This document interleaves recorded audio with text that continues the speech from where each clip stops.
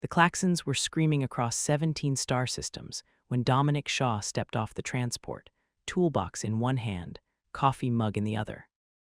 The sound cut through Cormorant Station's docking bay like a blade through silence, a deep, resonant wail that spoke of civilizations on the brink of extinction. Emergency lights bathed the vast chamber in hellish crimson, casting long shadows that writhed and danced across bulkheads scarred by decades of emergency repairs. The air itself seemed to pulse with desperation, thick with the ozone scent of overloaded power systems and the metallic tang of fierce sweat from a dozen different species. Thymal's 4 eyes tracked the human's casual stride with the kind of horrified fascination usually reserved for watching supernovas collapse in real time. The Korthek diplomat's chitinous exoskeleton clicked nervously, a staccato rhythm that betrayed the carefully maintained composure expected of his rank. Each footfall of the approaching human sent vibrations through the deck plating that Thymal could feel in his primary nervous cluster. Another step closer to the most dangerous being in the galaxy. Dominic paused at the airlock threshold, steam rising from his coffee like incense in a temple devoted to controlled chaos.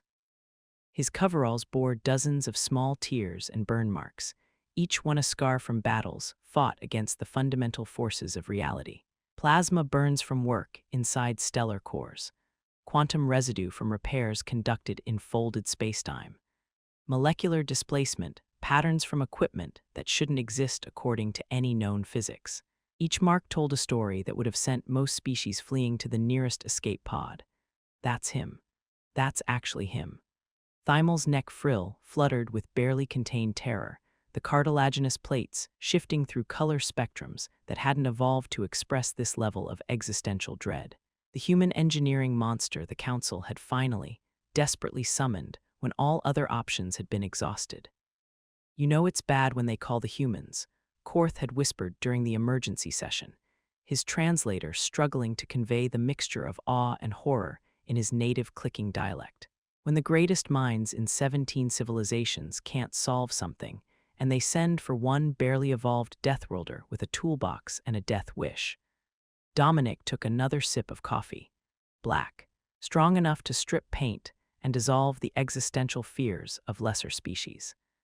Standard Tuesday morning fuel for someone who'd spent the last decade making the impossible merely improbable. He surveyed the docking bay with the practiced eye of someone who'd seen too many emergency situations to be impressed by the theatrical lighting.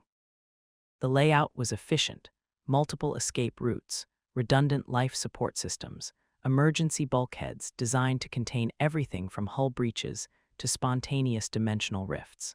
Good engineering, even if it was built by species that thought safety margin meant using components rated for twice their intended load instead of 10 times. The Korthek liaison, Kessin, approached with mincing steps that betrayed her species' evolutionary heritage as prey animals. Her translator crackled with static feedback as terror affected her vocal cords, the universal constants of fear transcending the barriers of language and biology. "Engineer Shaw, we are grateful you accepted the emergency contract." Her voice carried harmonics that spoke of desperate hope warring with the certainty that their savior might be more dangerous than the catastrophe they faced. Dominic shrugged, a gesture that somehow managed to convey both casual competence and the weight of civilizations hanging in the balance.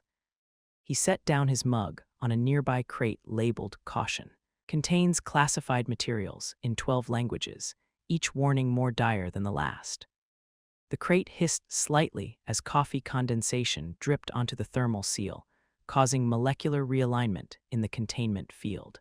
Kessin flinched backward, her survival instincts screaming warnings about anything that could cause matter to reorganize itself through casual contact with caffeinated beverages. "You said something about an ancient weapons system trying to eat the galaxy," Dominic said, his tone suggesting he might have been discussing weekend plans or the weather on a particularly mild planet.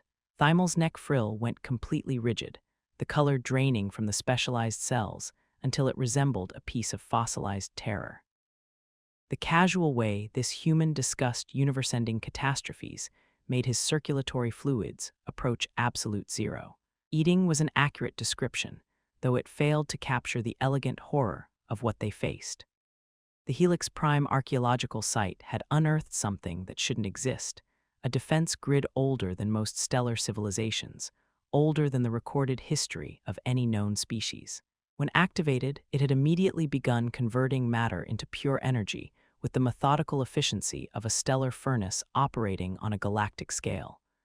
Starting with the research station, which had simply ceased, not destroyed in any conventional sense, but translated into something that existed in energy spectrums that required new mathematics to describe. Then the planet, its entire mass converted to luminous force that painted the surrounding space in colors that had no names. Then the star, its nuclear fires consumed and transformed into something that burned with the cold light of pure possibility. The expanding energy field showed no signs of stopping, no indication that it recognized any boundary between target and everything else. Conservative estimates, calculated by the finest scientific minds in the galaxy and verified by computers that thought faster than entire civilizations, gave it 6 standard days before it reached populated systems. None of the galaxy's most brilliant scientists, working with technology that bordered on miraculous, could shut it down. Hence the call to Dominic Shaw. Human-altered technologies carried the most feared warning label in known space, a simple designation that made seasoned engineers refuse contracts and insurance companies void policies with the speed of light. The label represented more than just technical modification. It signified the intersection of human ingenuity with their species' legendary disregard for the boundaries of possibility. But when the alternative was galactic extinction, even the most risk-averse civilizations were willing to dance with the devil they feared most. "Where's the site?" Dominic asked, his attention already drifting to technical concerns that existed beyond the scope of normal terror. He wasn't looking at any of them. His focus had shifted to a nearby maintenance panel, where steam was leaking from one corner in patterns that suggested deeper problems. "Someone's been running the atmospheric recyclers above spec," he observed with the casual precision of someone who diagnosed system failures the way others noticed weather patterns. "You'll burn out the primary coils within 48 hours. Probably take half the life support grid with it when they fail." Thymel exchanged glances with Kesson, a gesture that carried the weight of shared disbelief. The human had been on station for less than 3 minutes and had already diagnosed a critical problem their best technicians had missed during 6 months of routine maintenance. No wonder they're terrified of us, Dominic thought, though the observation carried neither pride nor malice. It was simply a fact, like the gravitational constant or the speed of light in vacuum. The transport to Helix Prime took 18 hours through hyperspace corridors that felt increasingly fragile the closer they got to their destination. The ship itself was a marvel of multi-species engineering, designed to carry representatives from dozens of different civilizations, while maintaining life support parameters that wouldn't kill any of them. Dominic spent the time in the cargo hold, surrounded by tools that made the alien crew nervous in ways their translators struggled to adequately convey. Every piece of equipment he'd brought carried that dreaded warning label, each one a testament to human engineering philosophy distilled to its purest essence. Human-altered, modified for conditions no sane species would ever encounter, calibrated for environments that existed at the intersection of physics and pure stubborn will. A plasma cutter that operated in hard vacuum, its energy matrix stabilized by principles that had required the invention of new branches of mathematics. Diagnostic equipment designed to function inside stellar cores, protected by fields that bent spacetime around them like armor made of folded reality. Molecular welders that could repair quantum-level damage, working at scales where the distinction between matter and energy became a philosophical question rather than a practical concern. Each tool represented centuries of human engineering philosophy condensed into one simple principle. If it doesn't work, hit it harder. If it still doesn't work, redesign it until hitting it harder works. If that fails, build something that makes hitting it harder irrelevant. The crew gave the cargo hold a wide berth, their survival instincts recognizing the presence of technology that operated outside the comfortable boundaries of conventional physics. Kessin checked on him once, finding Dominic calmly eating a sandwich while reading technical specifications for the ancient weapon system. The documentation was written in languages that predated most known civilizations, translated by linguistic analysis engines that had required 3 weeks to decode even basic concepts. This technology is beyond our understanding, she ventured, her translator adding harmonics of desperate hope to her words. How can you be so calm when facing something that threatens the existence of everything we know? Dominic didn't look up from the datapad.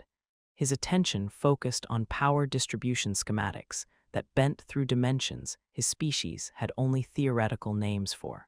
Because it's just engineering, he said, taking another bite of sandwich with the same casual precision he applied to universe-threatening crises. Complicated engineering, sure, but everything breaks down into basic principles eventually. Force, energy, matter, time, just different tools in the same toolbox. He gestured toward a schematic that showed energy flows capable of converting entire solar systems into raw force. Plus, I've seen worse. Kessin's translator struggled with the concept, producing electronic feedback that sounded suspiciously like digital laughter at the impossibility of what it was trying to convey. Worse than universe-ending ancient superweapons operated by species that had transcended physical existence millions of years before her civilization had discovered fire. The humans' definition of worse apparently included things that fell outside known physics, ventures into territories where the laws of reality became suggestions rather than absolute constraints. Helix Prime's star was dying, but not from age or natural stellar evolution. From conversion. The energy field had consumed the inner planets with methodical efficiency, reducing worlds that had taken billions of years to form into pure luminous force in a matter of hours. Now it was feeding directly on solar matter, each absorbed atom increasing the field's expansion rate according to equations that required new forms of mathematics to fully describe. Beautiful, in a way, if you could appreciate the aesthetics of pending galactic annihilation. The archaeological station floated at what had once been a safe distance, millions of kilometers from the star's photosphere, protected by shields designed to withstand solar flares and cosmic radiation. Now it was uncomfortably close to the growing energy sphere, its position becoming more precarious with each passing moment as the conversion field expanded outward like a luminous tide of pure possibility. Dominic stood at the observation deck, coffee mug in hand, watching a star get eaten alive by forces that existed at the intersection of technology and transcendence. The view was spectacular in the way that only truly apocalyptic events could be, beautiful and terrible, and utterly beyond the scale of normal human experience. Neat trick, he said, his tone suggesting professional appreciation for the craftsmanship involved. Thimel's 4 eyes bulged with the effort of processing what he was witnessing. The human was admiring the weapon that was about to sterilize 17 star systems, studying its operation with the same detached interest most species reserved for examining particularly elegant mathematical proofs. The field expansion follows a logarithmic progression, Kessin explained, her voice carrying the weight of calculations that had consumed the processing power of entire planets. Our calculations indicate complete galactic saturation. Within, Dominic raised a hand, cutting her off with a gesture that somehow managed to convey both attention and dismissal. I can see what it's doing, he said, his eyes tracking energy patterns that painted space in colors that required new names. Question is, what's it trying to accomplish?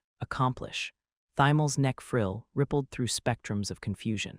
The weapon wasn't trying to accomplish anything.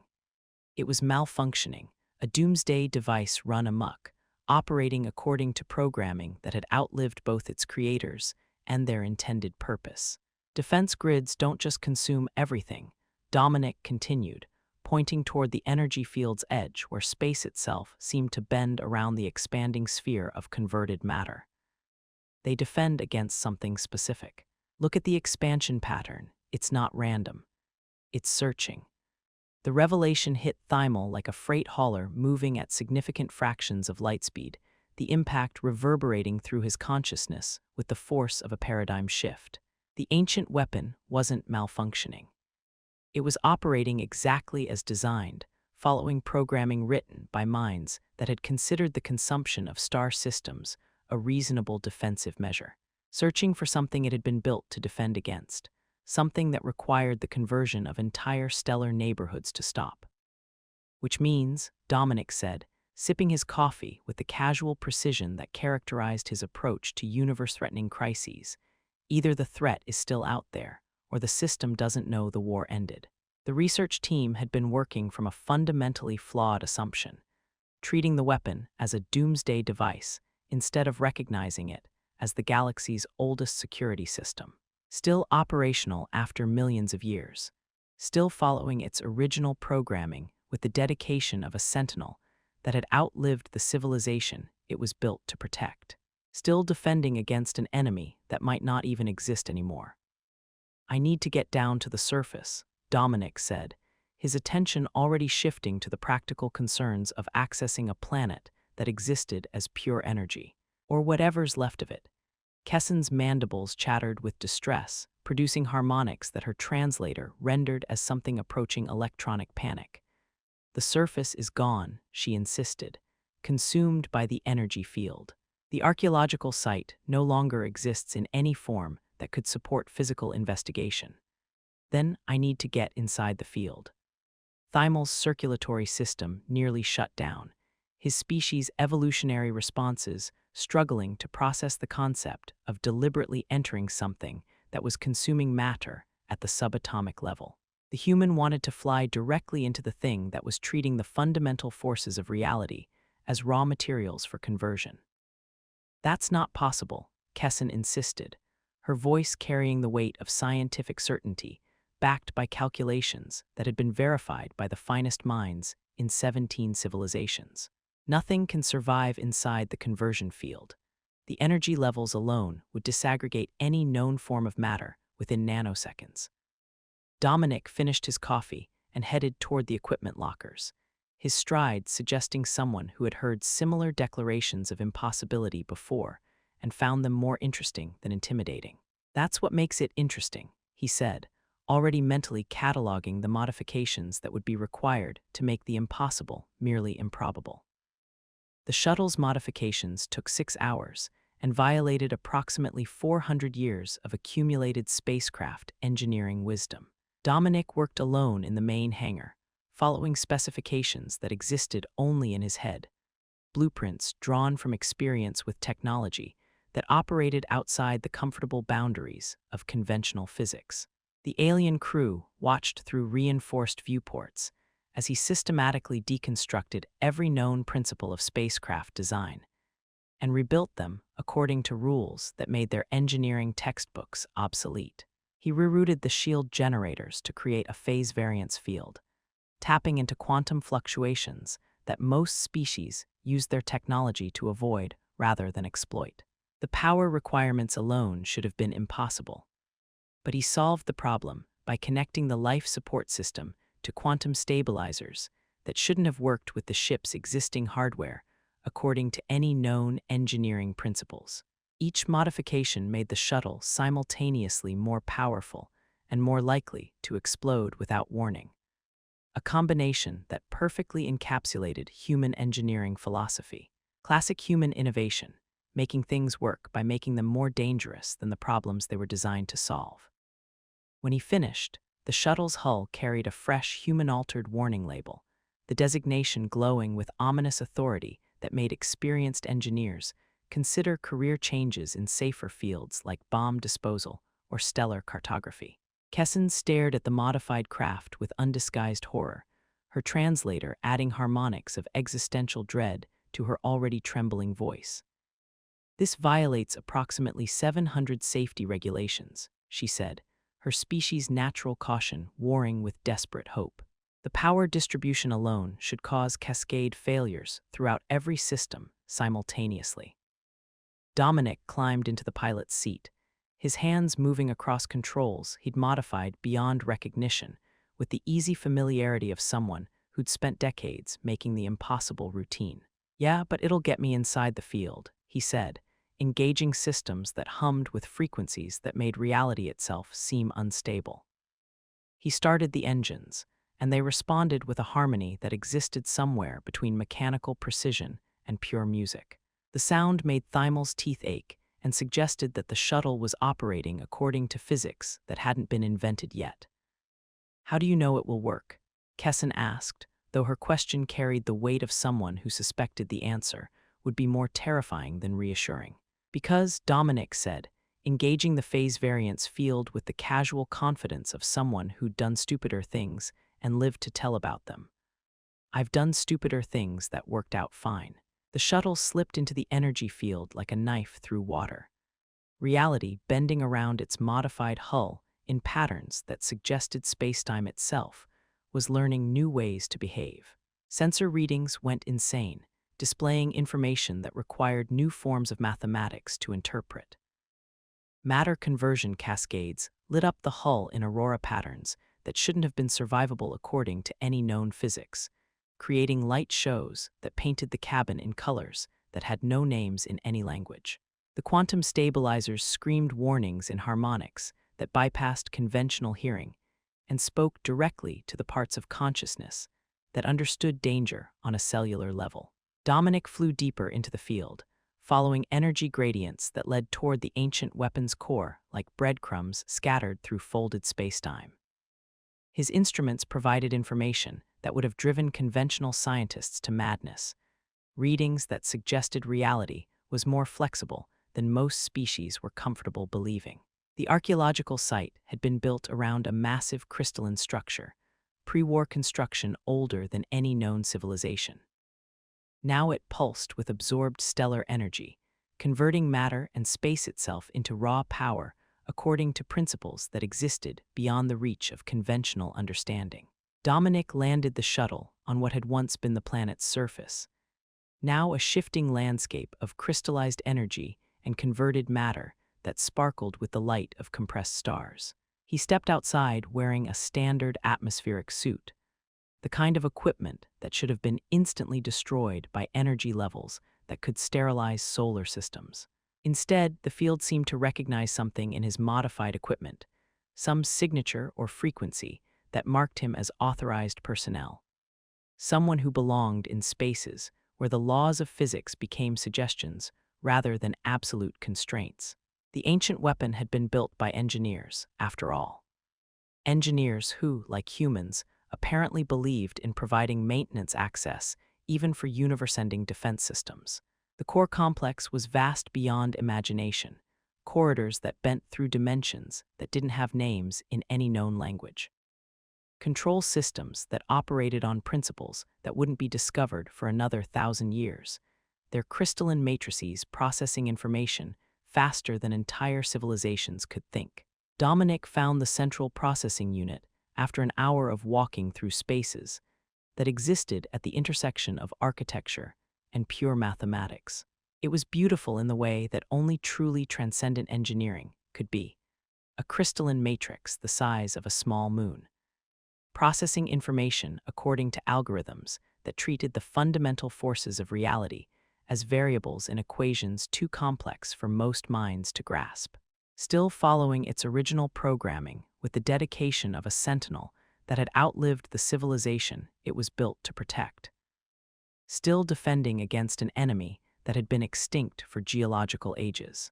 Dominic pulled out his diagnostic equipment and started reading the system's operational parameters, connecting to data streams that carried information older than most known stars. The ancient defense grid had been designed to combat something called the void hungerers, entities that consumed spacetime itself, leaving nothing but empty dark behind them. Creatures that fed on the fundamental structure of reality, requiring defensive measures that operated on scales beyond conventional imagination. The weapon's solution was elegantly simple in the way that only truly advanced technology could be. Convert everything in the vicinity into pure energy, making it inedible to creatures that fed on structured matter and organized spacetime. Scorched galaxy tactics on a scale that made conventional warfare seem like children playing with toys. If you can't save everything, save what you can by destroying what you can't protect. The system had been activated once, millions of years ago, successfully repelling the void hungerers by converting several thousand star systems into an energy barrier they couldn't digest. An entire spiral arm transformed into pure force, creating a boundary between existence and the hungry dark that lurked beyond the edges of reality. Now, with no way to determine if the threat still existed, it was preparing to repeat the process with the methodical efficiency that characterized truly advanced artificial intelligence. Better safe than sorry on a galactic scale. Dominic connected his equipment to the central processing matrix, interfacing with systems that operated according to principles his species was still discovering. The weapon immediately tried to classify him as either friend or foe, running identity protocols through databases that contained information older than most stellar formations.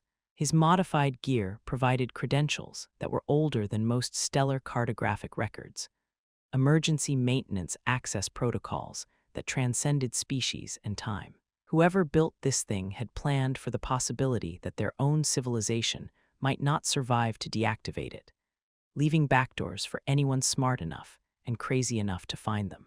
Engineers planning for engineers, even across millions of years, and the gap between species that had evolved on different sides of the galaxy.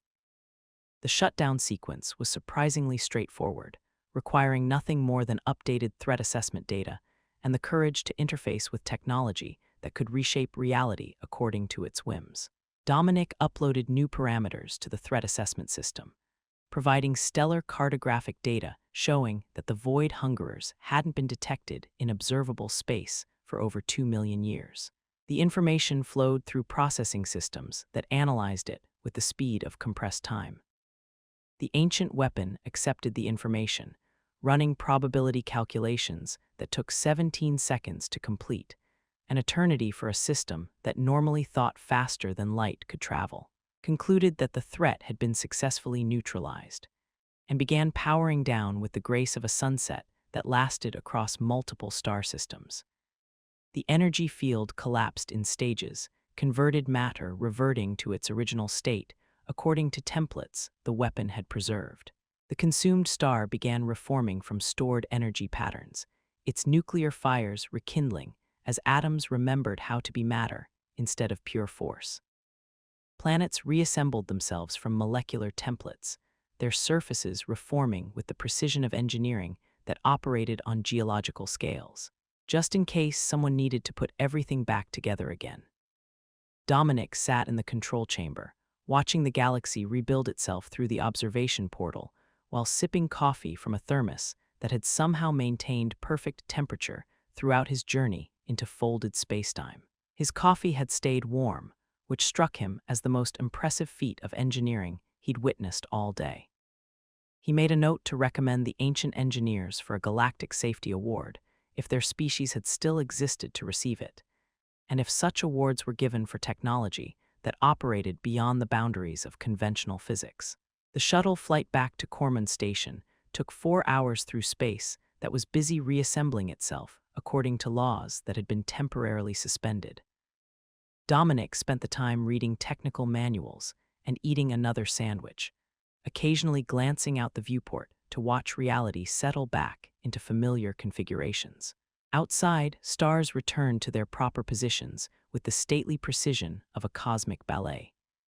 Planets resumed their orbits, following gravitational patterns that had been temporarily interrupted by the conversion field.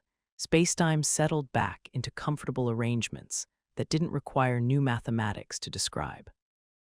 Another Tuesday morning in the life of a human engineer, marked by the casual prevention of galactic extinction and the successful interface with technology that operated beyond the reach of conventional understanding.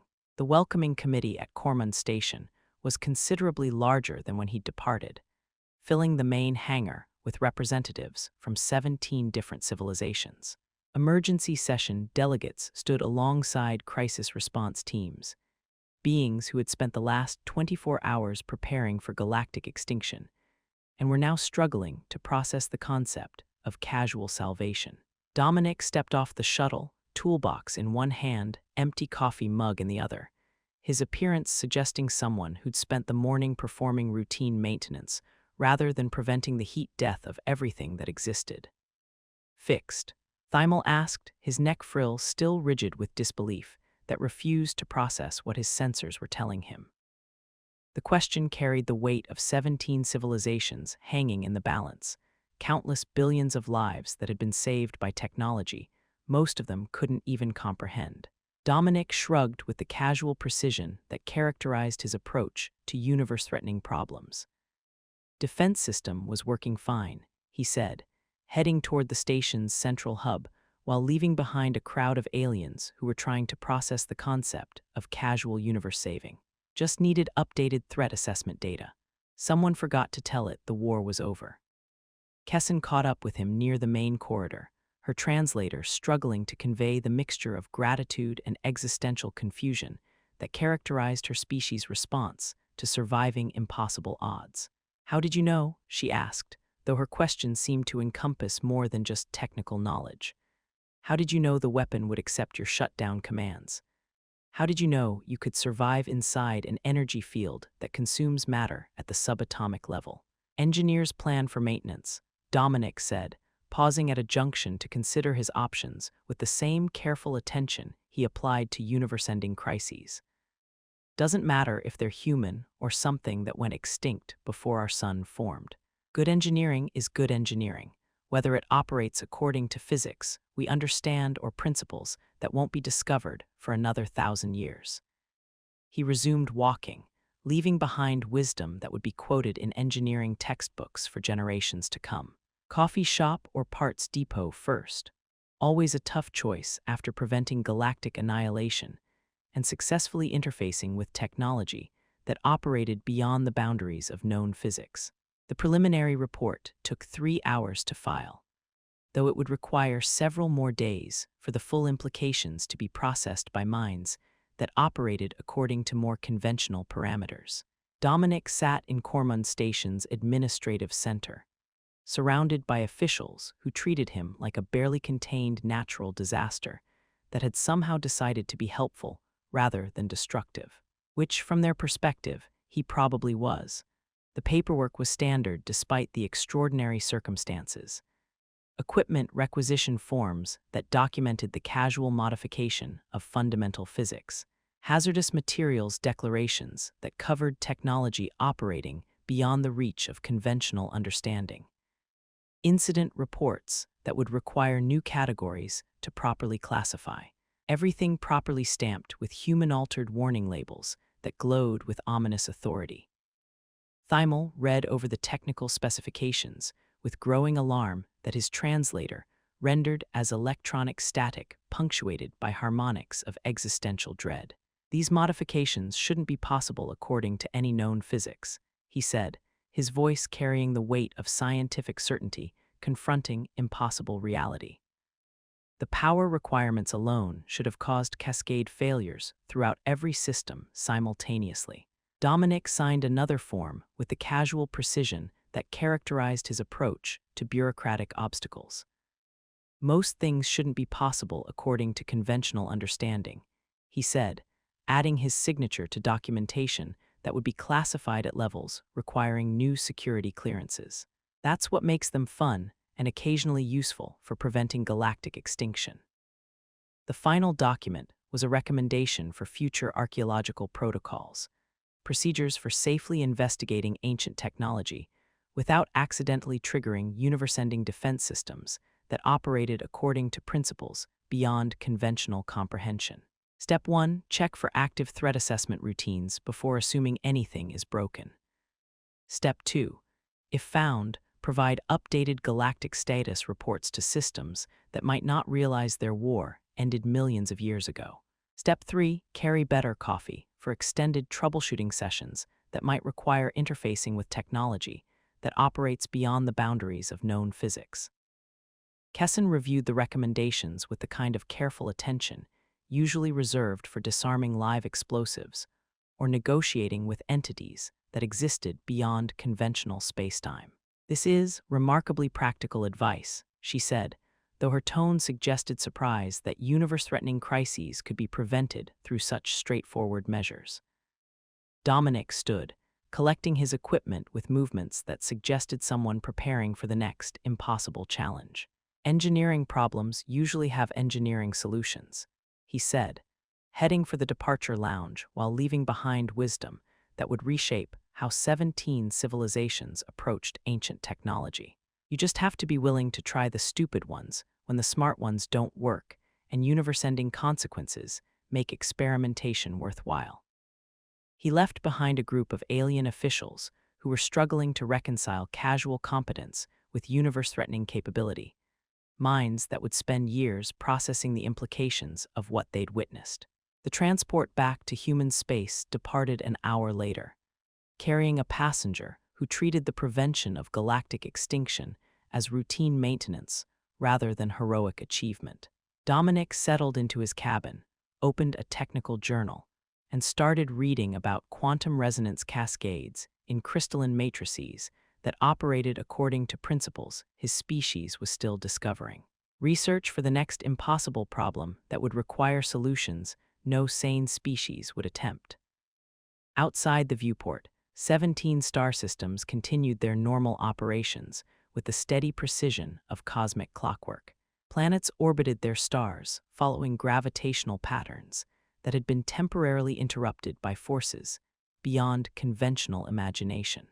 Ships traveled between worlds, carrying beings who would never know their continued existence had depended on a human engineer with a toolbox and a willingness to ignore safety regulations written by species that thought impossible meant something other than haven't tried the right approach yet. The warning labels on his equipment told the whole story in simple, elegant terms that transcended language barriers. Human-altered, modified beyond reasonable parameters by beings who didn't understand the concept of impossible, and treated universal constants as suggestions rather than absolute constraints. Technology designed by a species that measured success by whether the galaxy still existed at the end of the workday, and considered the casual prevention of universe-ending catastrophes a job well done. Dominic turned the page and continued reading, his mind already processing information that would be useful for the next crisis, requiring solutions that operated beyond the boundaries of conventional physics. Tomorrow would bring new problems, new challenges that would require approaches no sane species would attempt. New opportunities to prove that human engineering operated according to principles that existed outside conventional understanding, guided by wisdom that treated the impossible as merely improbable, and the improbable as an interesting puzzle to solve. The coffee in his mug was still warm, still strong enough to fuel solutions that would reshape reality according to more convenient parameters. Still, the perfect accompaniment for another day of impossible repairs that would save civilizations through the careful application of controlled impossibility. Outside, the stars continued burning in patterns that suggested everything was working exactly as intended, their light carrying across vast distances to illuminate worlds where beings lived and loved and built civilizations that would endure, because someone had been willing to venture into folded spacetime with nothing but a toolbox and the absolute certainty that good engineering transcends species, time, and the boundaries of conventional physics, the way it should be, the way good engineering made it possible. And in the cargo hold, his equipment waited patiently for the next crisis that would require the kind of solutions that came with human-altered warning labels, ready for whatever the universe decided to break next in its ongoing experiment with the intersection of possibility and stubborn human determination.